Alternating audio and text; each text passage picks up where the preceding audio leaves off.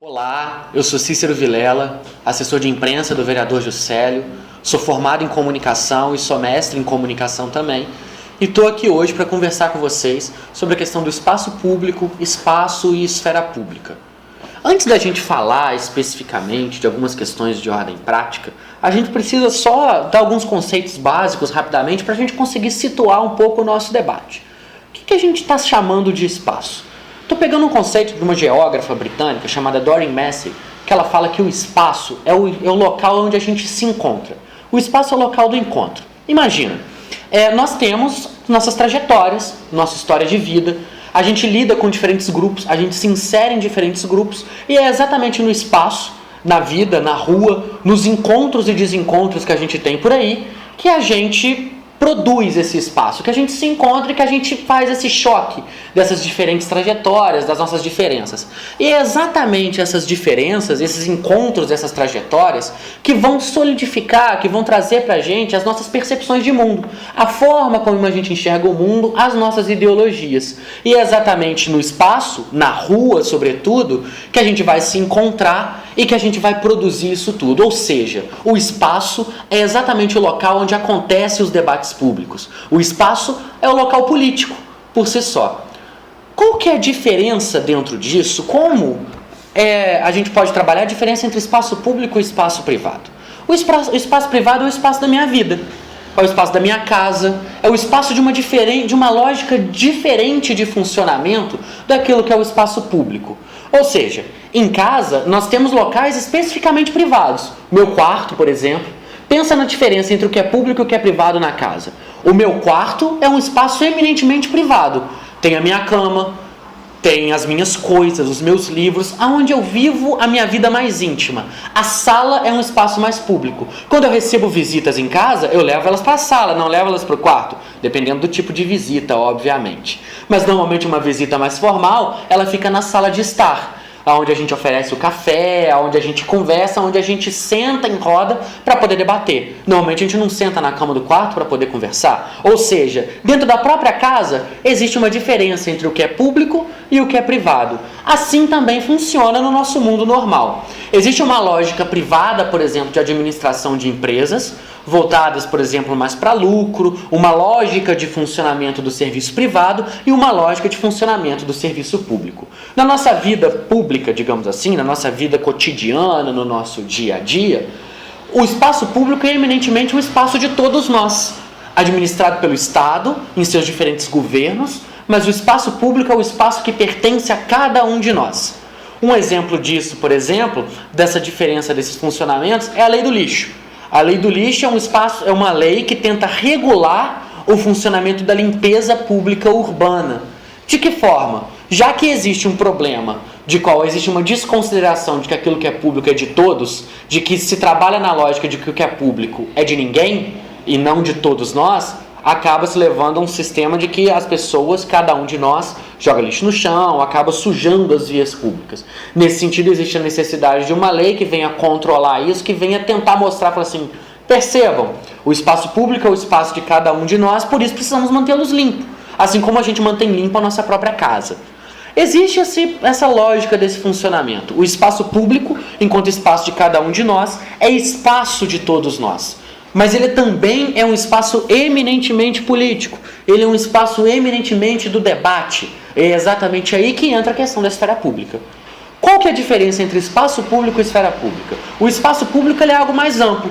Ele é o governo, ele é a administração das coisas públicas, das praças, da iluminação, de tudo que pertence a todos nós e que vai facilitar a nossa vida. Saúde, educação, esse tipo de questão. A esfera pública é eminentemente a esfera do debate.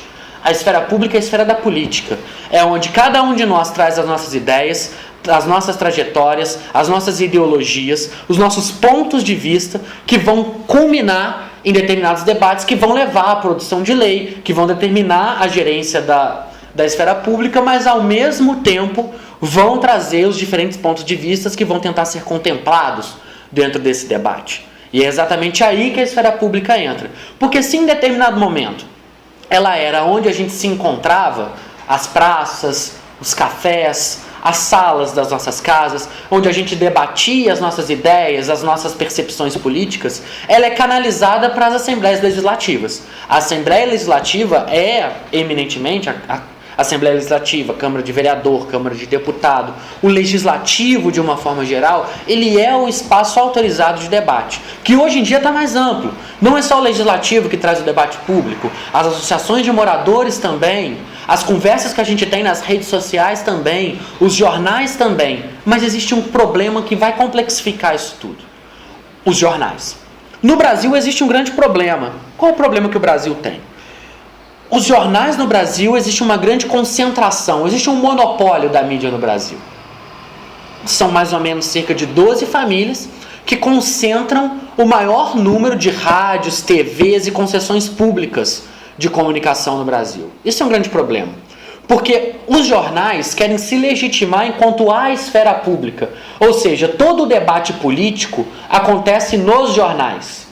Mas ao mesmo tempo que eles querem, eles pretendem, prestem atenção nesse ponto, eles pretendem, não quer dizer que eles sejam, eles pretendem enquanto esfera pública, ou seja, um espaço de diversidade da qual diferentes visões políticas são contempladas, eles ao mesmo tempo têm suas próprias visões. Eles têm suas próprias ideias, eles defendem suas próprias teses.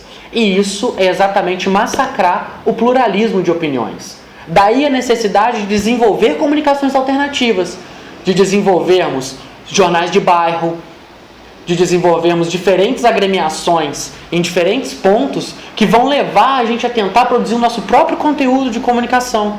A tentar falar assim, existe a grande mídia, existem os discursos dos monopólios midiáticos, mas também existe aquilo que me afeta. Existe a minha própria produção de comunicação, a minha própria produção jornalística. Ou seja, quando a gente fala de comunicação, quando a gente fala de jornalismo, a gente está falando exatamente de debate público e de possibilidade de interferência na esfera política. A comunicação serve para isso, a esfera pública serve para isso. Daí a necessidade que a gente tem de o tempo todo buscar o aumento dos espaços plurais de debate e de comunicação. E nisso o mandato do vereador Juscelio vem tentando trabalhar nesse foco. Por exemplo, o mandato tem a questão do J40, que é um espaço eminentemente de crítica, na qual diferentes pessoas com diferentes visões de mundo vão se reunir para apontar diretrizes, para apontar críticas, para apontar possibilidades para o mandato do vereador Juscelio Maria.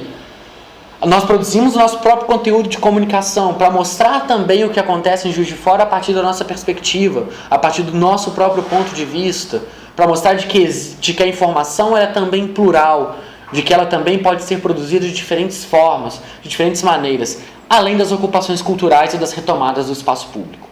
E talvez seja aí o ponto principal que a gente vai conseguir construir uma política diferente. Uma política não só restrita aos debates parlamentares, mas aberta à participação de todos. O fortalecimento das associações de moradores, mas as ocupações culturais, as retomadas das praças. Nisso é um ponto fundamental, que não só o mandato vem trabalhando, mas que é uma concepção política bastante produtiva. Da gente retomar os espaços públicos, ocupar culturalmente as praças, olhar para as praças como exatamente o local do encontro e exatamente o local onde as pessoas vão se encontrar, onde os debates vão acontecer e aonde a partir daí nós vamos fortalecer as nossas políticas. E eu queria terminar exatamente com esse ponto para cada um de vocês, de que existe a necessidade da participação. O se inserir na esfera pública, o se inserir nos debates públicos, para que a partir daí a gente fortaleça a política e a partir daí a gente consiga construir a nossa cidade, a nossa comunidade com a nossa cara, intervindo, produzindo, intervindo diretamente na comunicação e produzindo os nossos próprios conteúdos, para que a gente consiga romper um pouco esse monopólio midiático que ainda existe no nosso país. Um muito obrigado e um até breve para vocês.